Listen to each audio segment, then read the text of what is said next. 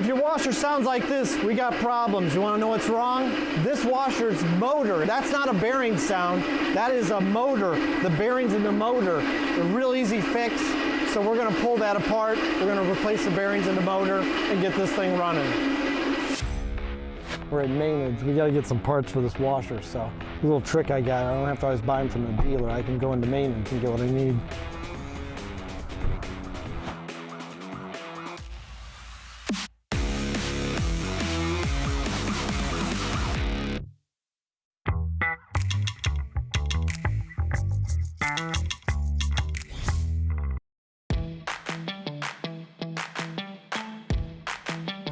We're going this way. I think I don't know if that's going to work. Supply line to my bathroom sink is not long enough, so I need to make it longer. I was trying to figure out how to do that. Since I was right here, I was going to pick one up. All right, need 3 of these. What these are for is to hook the hoses on that bypass, the backflow preventer. The backflow preventer shoots water across, and then what happens is it gets clogged in the middle because it's an open area, all the corrosion. So instead of cleaning it out or replacing it, I just go and put hose barbs, 1/2-inch hose barbs between all 3 pipes, and then that way we're done.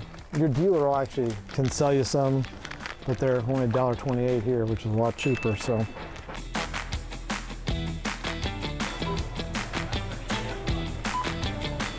I'm a big spender today.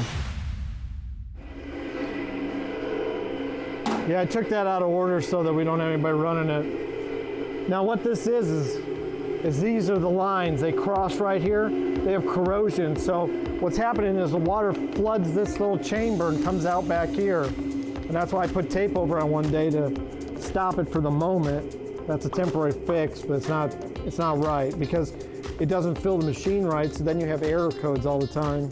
And you just gotta make sure you connect these across. They just go straight across. Now you could replace this backflow preventer, but you really don't need to. Not the way these machines run nowadays. And this laundromat has its own backflow preventer in the back, so it's like double duty. You gotta pop these lines off.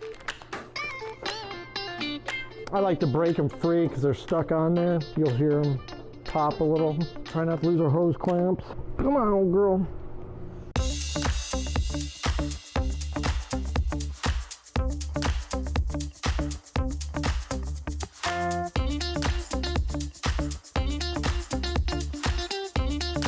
Oh, I don't know why I always speak too soon on this stuff.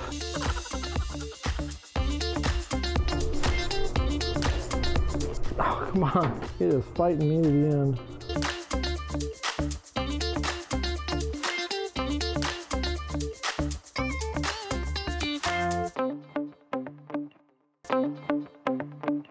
I get a tetanus shot every year, folks, or every 7 years, actually. That's standard practice for me. Oh, there we go. I'm gonna quit feeding you.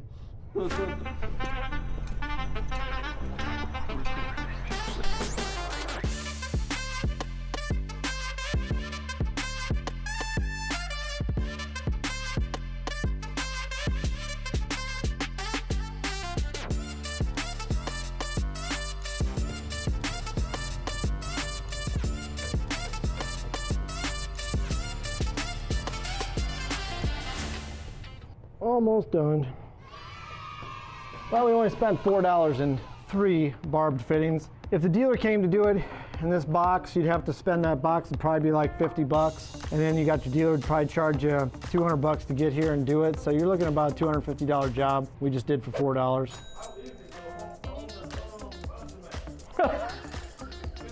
Okay, here's a good question.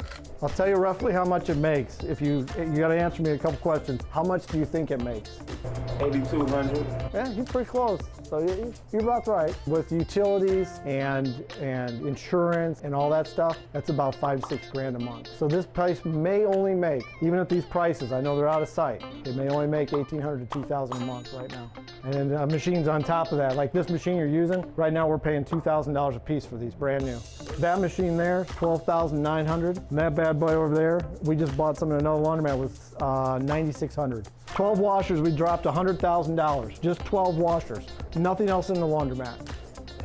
Yeah, it's people don't understand it. And then like wear and tear, like me being here working on the stuff, and then repair costs. Yeah, it's a lot like that. Like you can make money to have a decent income, like to have a little income, but the best way to own one or a car wash or something like that is to have a full-time job. And it's like supplemental. It's like having 1 or 2 rental houses, I guess I could say. Does that answer your question?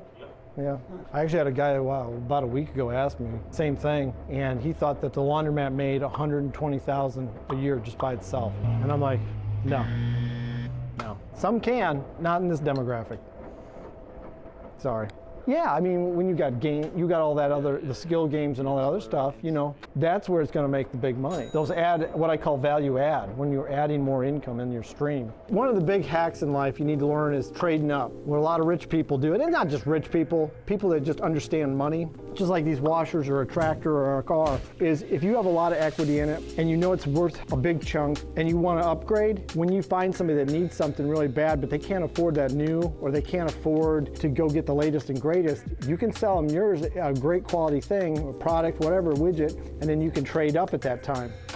My example is like, I bought an excavator, okay, for my farm. I paid $6,000 for it, spent $2,000 fixing it up. I got about 8 to 9 grand in it. Its market value is $22,000 to $28,000. So what my plan is I will sell that, buy another half-used one after I've already used it, done all the work I want to do with it. Hopefully it doesn't go catastrophic. I'll take that, I'll sell it, invest part of the money, take the money and buy another machine I can work on. And I constantly do that. So it's called trading up. Just like the laundromat, my plan with this equipment is, in the next couple of years, I will trade all this up. I will find people that want this, which is really good equipment. It's only about 7 years old, 8 years old. They could take this to their laundromat, then I can buy the touch screen and I got it half paid off or a third of it paid off, and I'm money ahead. I figured that could be useful to you in your endeavors.